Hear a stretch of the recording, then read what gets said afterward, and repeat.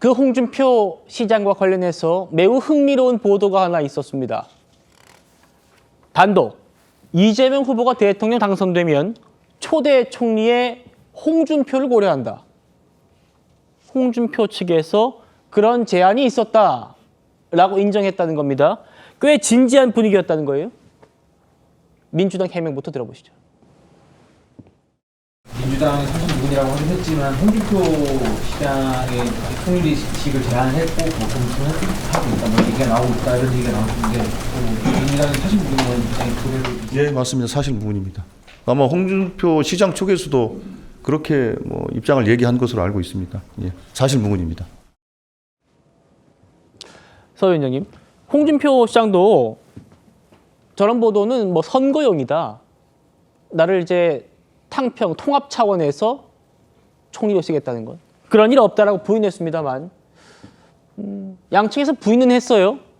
어떻게 좀 듣고 계십니까? 그렇죠. 사실 무근이라고 하셨기 때문에 사실 무근인데 다만 이제 고려잖아요. 저는 고려하는데 그 풀에는 들어갈 수 있다라고 보는 것이 낙점은 아니기 때문에 여러 가지 중도 보수를 넘어서 대한민국을 위해서 필요한 사람을 함께 하겠다는 것이 가능성은 있다. 그렇죠. 고려라고 하셨으니까요. 그리고 홍준표 전 시장이라고 해야 되나 전 시장뿐만 아니라 모든 분들에게도 대한민국을 위해서 그런 리더는 같이 해야 되는 겁니다. 왜냐하면 이 위기가 이제 한 진영으로서 해결할 수 없는 것이거든요. 그리고 이재명 후보는 중도 보수를 뛰어넘어서 대통령 통합 크게 통합하는 대통령을 하기 때문에 그런 것은 이제 과거 성남시장이나 경기도지사 때 공약 이행률이 무려 96%이기 때문에 본인의 어떤 말 그리고 그래서 이어지는 행동까지 한다면은 홍준표 전 대구시장을 포함해서 다른 분들까지도 대한민국을 위해서는 다 고려 대상이다. 다만 낙점이라든지 확정된 건 아니다. 이렇게 생각하고 있습니다. 알겠습니다.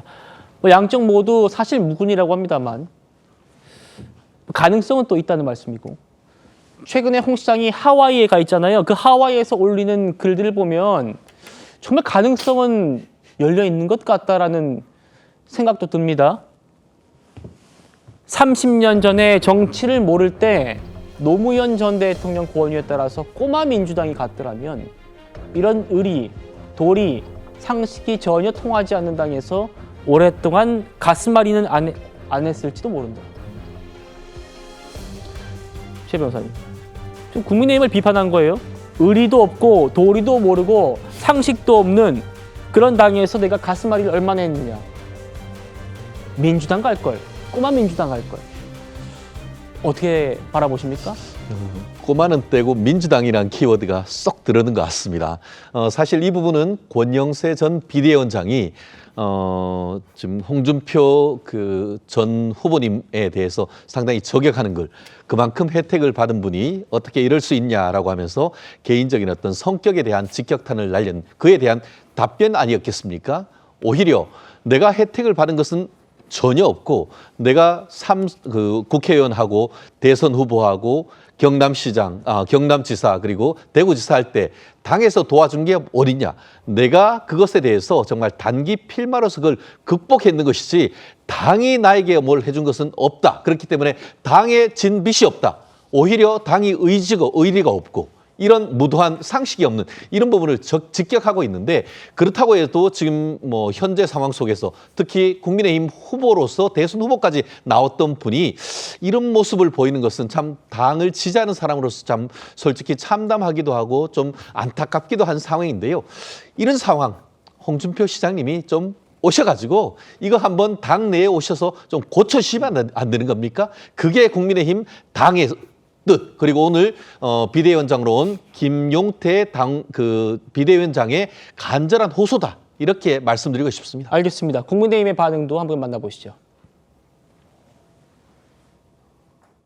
그쪽으로 간다 하더라도 그 영향력 거의 없습니다. 후배 정치인들이 원로 전설의 정치인들을 보고 배웁니다. 예. 저는 때로는 예. 그런 어마어마한 큰 정치인들은요, 침묵이 저렇게 말씀 많이 하신 것보다 훨씬 더 큰 교훈을 줄 수 있고, 알겠습니다. 또 많은 부러움을, 존경을 받을 수 있게 되기 때문에 예. 좀 침묵을 택했으면 어쩔까 하는 그런 바람을 좀 보내봅니다. 30년 전 정치 모를 때 꼬마 민주당 갈 걸 이런 말씀 마시고 좀 침묵하시지 그랬느냐. 이런 얘기가 지금 김문수 캠프 쪽에서 나오는 얘기고요. 이재명 후보가 오늘 또 이런 얘기를 한 홍 전 시장을 두둔했답니다. 만나보시죠. 홍준표 전 지사께서 차라리 민주당으로 갔더라면 하는 저 마음을 저는 조금은 이해합니다. 아마 엄청난 자괴심을 갖게 되신 것 같아요. 홍준표 지사께서 오죽하면 탈당과 동시에 정계 은퇴를 했을까. 그러면서도 국민의힘이 점점 더 통상적 의미의 보수 정당으로부터 멀어져 가고 있기 때문에 아마 그런 말씀하신 게 아닌가 싶습니다. 참 안타깝습니다. 김병주 의원님. 네.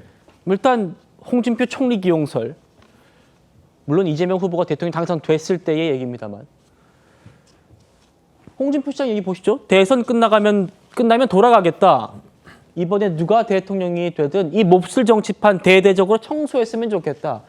뭔가 좀 정계 은퇴를 했는데도 여지를 남긴 것 아니냐라는 해석도 있습니다. 그렇습니다. 정계 엔트를 했으면 아예 SNS를 끊었으면 좋겠는데 하와이 계시면서도 계속 말씀을 하시니까 국민의힘에서도 그렇게 좋은 코멘트는 나오지 않다고 생각합니다.